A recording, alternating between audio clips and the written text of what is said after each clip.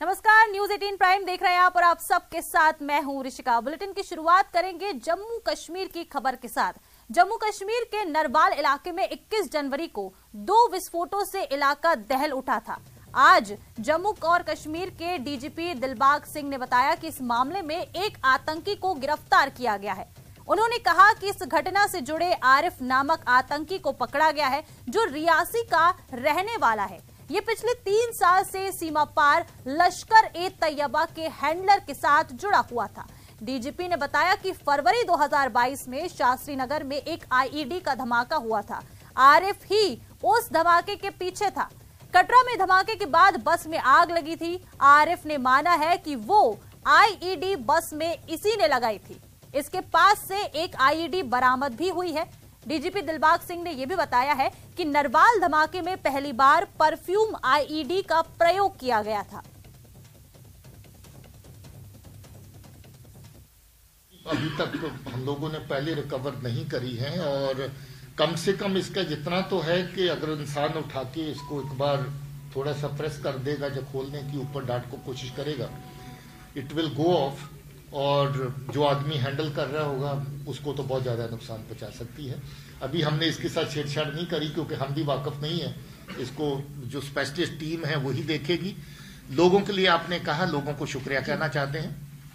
लोगों को ये भी कहना चाहते हैं कि जम्मू कश्मीर पुलिस आपकी हिफाजत के लिए, आपकी सुरक्षा के लिए हमेशा तत्पर है, हमेशा कोशिश कर रही है। ये भी कहना चाहते हैं कि जब आप सोते हैं जम्मू कश्मीर पुलिस जागती है। और देखिए, भारत के पड़ोसी देश नेपाल जनकपुर से अयोध्या में भगवान राम की प्रतिमा निर्माण के लिए आई शालिग्राम शिलाओं का अयोध्या के राम सेवकपुरम परिसर में 51 आचार्य और अयोध्या के संतों की मौजूदगी में वैदिक मंत्रोच्चार के बीच पूजन अर्चन किया गया। इसके बाद इन्हें श्री राम जन्मभूमि तीर्थ क्षेत्र ट्रस्ट के पदाधिकारियों को सौंप दिया गया। इस पूजन कार्यक्रम में यजमान की भूमिका में नेपाल के पूर्व प्रधानमंत्री और जनकपुर मंदिर के महंत राम तपेश्वर दास मौजूद रहे। और शिला को इस रूप से उन लोगों ने समर्पित किया है। 2 शिला हैं कि एक से भगवान श्री राम की प्रतिमा बने, दूसरे से माता सीता की प्रतिमा बने। इस उद्देश्य से 2 शिलाएं आई हैं। एक शिला की वजन है 26 टन और दूसरे का है 14 टन। तो ये दोनों शिलाओं के आ चुकी हैं। अब इसकी व्यवस्था ट्रस्ट की ओर से किस रूप से करती हैं कि वो 2 मूर्तियां बनाएंगे और जैसा उद्देश्य उनका है, तो यह मूर्ति भी बनती है तो बहुत महत्वपूर्ण है, क्योंकि वो जब स्वतः शिला भगवान के रूप है, उससे मूर्ति बन जाए तो और महत्वपूर्ण है। इसलिए जिस पवित्रता और जिस यह शुद्धता के रूप में वह शिला जानी जाती है, वह अपने आप में अद्भुत है। और बागेश्वर धाम सरकार के पीठाधीश्वर धीरेन्द्र शास्त्री लगातार विवादों में बने हुए हैं। अब उन्होंने हिंदू राष्ट्र को लेकर एक और बवाल खड़ा कर दिया है। प्रयागराज में उन्होंने अपने संबोधन में कहा कि अगर हम सब साथ हों तो भारत हिंदू राष्ट्र होगा।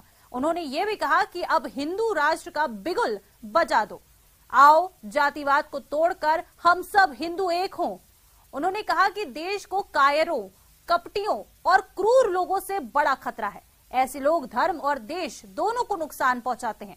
वहीं हिंदू राष्ट्र के मुद्दे पर सफाई देते हुए धीरेन्द्र शास्त्री ने कहा, मैं ना तो राजनेता हूं और ना राजनीति करता हूं। इसके साथ ही ना मीडिया में जगह पाने के लिए हिंदू राष्ट्र की बात कर रहा हूं। मैं यहाँ सिर्फ और सिर्फ एक ही प्रार्थना कर रहा हूं।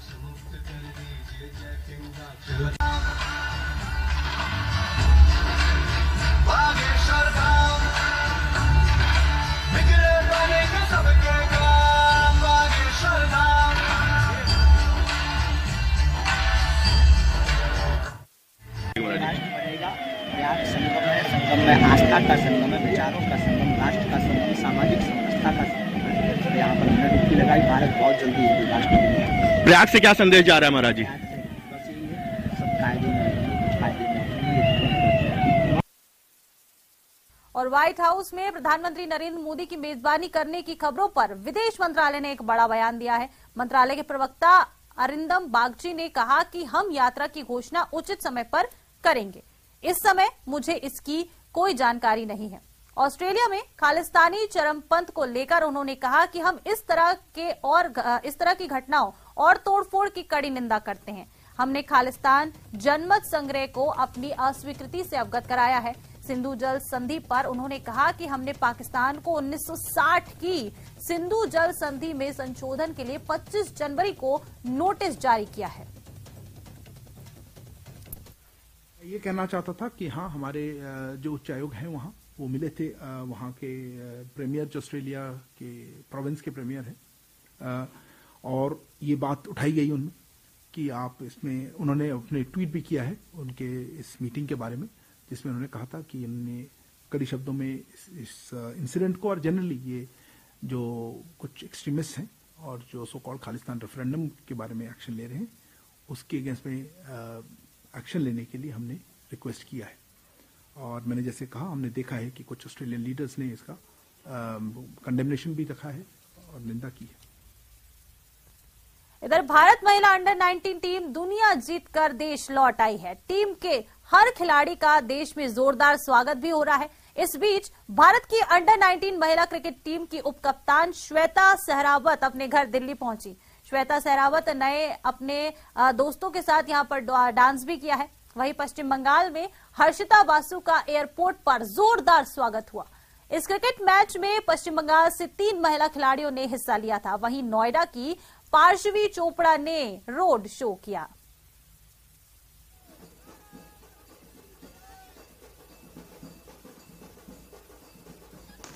नहीं, देश का बेटी है, बंगाल में रहते हैं, ये सारे हम लोग देश का ही है, तो हम लोग सबसे गर्वित हूँ।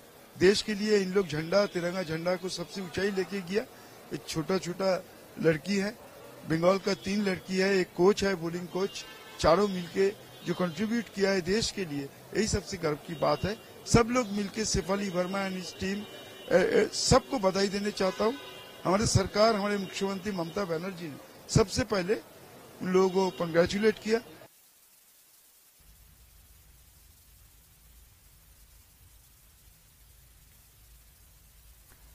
और ये देश की बेटियां हैं, मुझे उन पर गर्व है। बंगाल के 3 खिलाड़ियों और एक गेंदबाजी कोच ने देश के लिए योगदान दिया है, मैं सबको बधाई देता हूं। मुख्यमंत्री ममता बनर्जी ने उन्हें बधाई दी और उनको सम्मानित करने के लिए पुरस्कारों की घोषणा भी की है। और देखिए, सोने और चांदी की कीमतों में आज तेजी देखने को मिली है। India Boolean and jewellers association के मुताबिक बुधवार की तुलना में आज सोना और चांदी महंगा हुआ है। भारतीय सराफा बाजार में आज सोने की कीमत 58,000 रुपए प्रति 10 ग्राम के पार है। वहीं चांदी का भाव 71,000 रुपए प्रति किलो से अधिक बताया जा रहा है।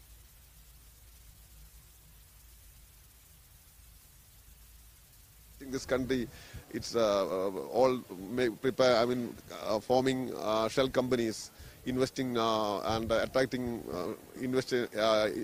investment from LIC and SBI with the help of government. So it's a government-supported cheating. It should not happen. अब पाकिस्तान के कट्टरपंथी संगठन की दुनिया को न्यूक्लियर हमले की धमकी दी गई है। तहरीक-ए-लब्बैक के मुखिया साद रिजवी ने सरकार पर भीख मांगने का तंज कसा है। रिजवी ने पाकिस्तान को एक हाथ में कुरान, दूसरे हाथ में न्यूक्लियर बम की सलाह दी है। रिजवी ने कहा कि कैबिनेट सदस्यों को एक हाथ में कुरान और दूसरे हाथ में न्यूक्लियर बम देकर स्वीडन भेजो, तब दुनिया तुम्हारे कदमों में होगी। सदर को लेके, वजीर आजम को लेके, अपनी तमाम काबीना को लेके जहाज भर के पाकिस्तान की इकोनॉमी बचाने के लिए चीफ ऑफ आर्मी स्टाफ को भी आगे लगाकर दुनिया में जाकर हर एक के दरवाजे पर भीख मांग रहे हो। कोई तुम्हें देता है, कोई तुम्हें नहीं देता, कोई अपनी शराइत मनवाता है। क्यों जा रहे हो? कहा जी मुल्क की इकोनॉमी खतरे में है, हम मुल्क की मैशत बचाने के लिए जा रहे हैं। मैंने कहा इधर आओ, तुम कहते हो पाकिस्तान की रोडों पे निकलने से कुछ नहीं होता, एक बार बाहर निकलो, कुरान को दाएं हाथ में उठाओ और एटम बम वाले बक्से को बाएं हाथ में उठाओ और पूरी काबीना भर के स्वीडन ले जाओ और जाकर कहो कि हम कुरान के तहफ़्फ़ुज़ के लिए आए हैं।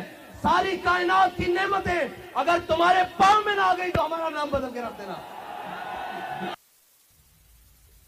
और देखिए, पाकिस्तान में हाहाकार मचा हुआ है। सब कुछ महंगा हो चुका है, लोगों का जीना मुहाल हो चुका है, लोग सड़कों पर आ गए हैं। पाकिस्तान में अगर अब कुछ सस्ता है तो वो है हवा और पानी, और अगर आगे भी यही हाल रहे तो पाकिस्तान की जनता इसके लिए भी मोहताज हो जाएगी। सब्जियों के दाम तो आसमान छू ही रहे हैं।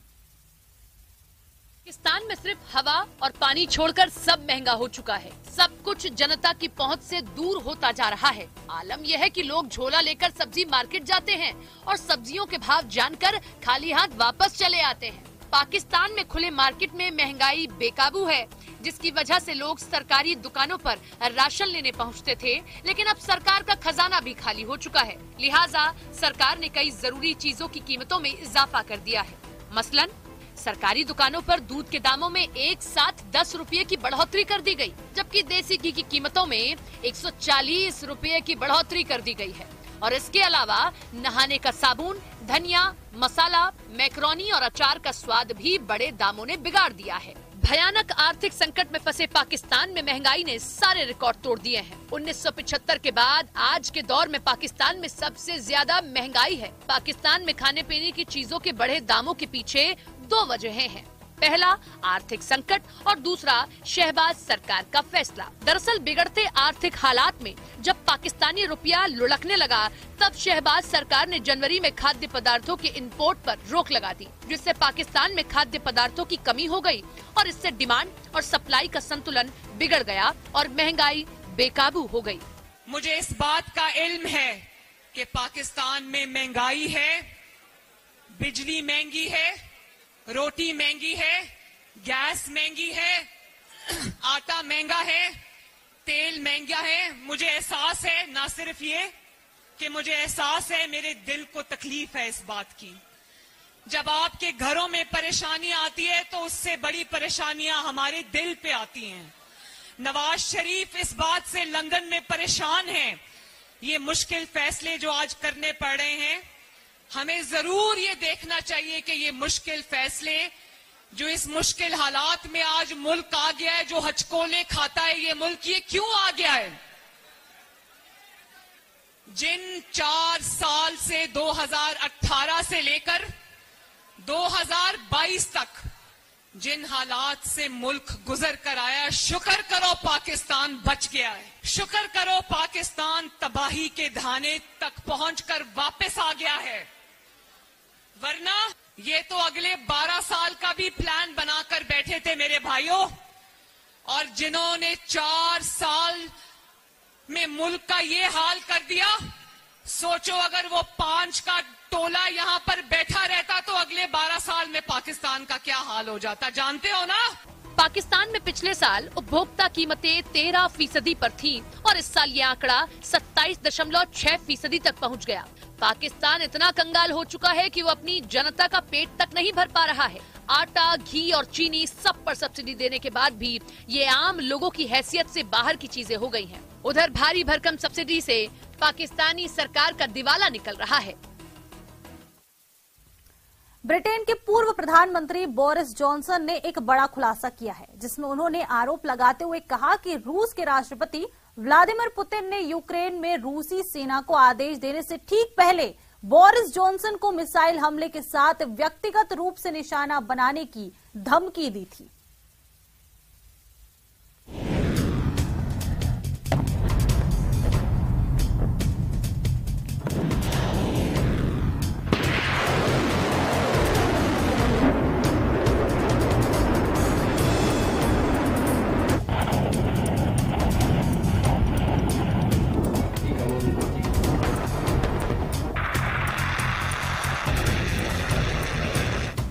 हाल ही में ब्रिटेन के पूर्व पीएम बोरिस जॉनसन ने पुतिन पर आरोप लगाया कि एक फोन कॉल पर पुतिन ने उन्हें 1 मिनट में मिसाइल से उड़ाने की धमकी दी थी।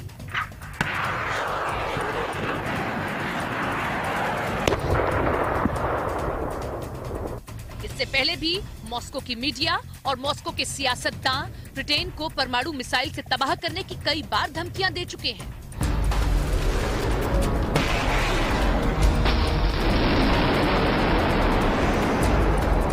यही वजह है कि ब्रिटेन में परमाणु हमले को लेकर, परमाणु युद्ध को लेकर, महाघमासान को लेकर दहशत का ऐसा माहौल है कि संभावित परमाणु हमले या मिसाइल हमले को लेकर तैयारियां हो रही हैं, जिसमें शामिल है परमाणु हमले की सूरत में इस्तेमाल होने वाली दवाइयों का संग्रह और हमले से बचने के लिए बंकरों का निर्माण।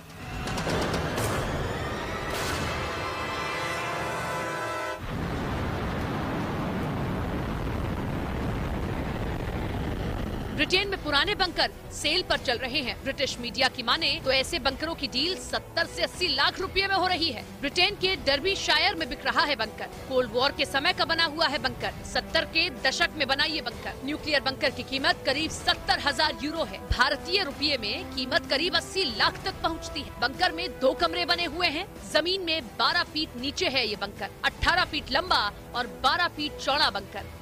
डर्बीशायर काउंटी काउंसिल के मुताबिक ब्रिटेन में ऐसे 870 थर्मो न्यूक्लियर शेल्टर बनाए गए थे ताकि किसी भी तरह के परमाणु हमले से बचाव किया जा सके। इन बंकरों को 1992 में ये कहकर बंद कर दिया गया कि अब इसकी जरूरत नहीं है, लेकिन एक बार फिर परमाणु युद्ध का खतरा बढ़ा है, जिससे यूरोप के मुल्कों में दहशत कायम है।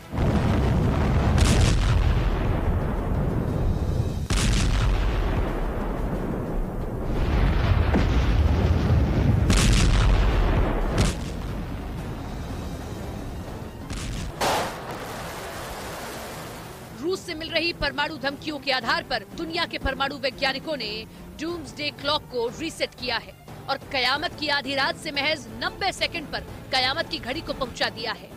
इतना ज्यादा खतरा दूसरे विश्व युद्ध के बाद कभी महसूस नहीं किया गया। यही वजह है कि पुराने बने परमाणु बंकर फिर से चर्चा में हैं और ब्रिटेन के रियल एस्टेट एजेंट अब ऐसे बंकरों को बेचने की जद्दोजहद में जुट गए हैं। चलिए आगे बढ़ेंगे और एक बड़ी खबर आ रही है इस बीच ही। सिरोही से बड़ी खबर है, बजरी माफिया का रॉयल्टी कर्मचारियों पर हमला।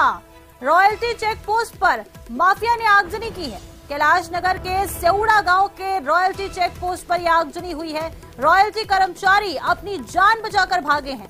बरलूट थाना क्षेत्र का ये पूरा आपको मामला दिखा रहे हैं और एक्सक्लूसिव तस्वीरें न्यूज 18 राजस्थान पर आपको सबसे पहले दिखा रहे हैं। सिरोही से ये बड़ी खबर है। बता दें कि बजरी माफिया का रॉयल्टी कर्मचारियों पर एक हमला देखने को मिला है और उसकी तस्वीरें न्यूज 18 राजस्थान एक्सक्लूसिव आपको दिखा रहा है।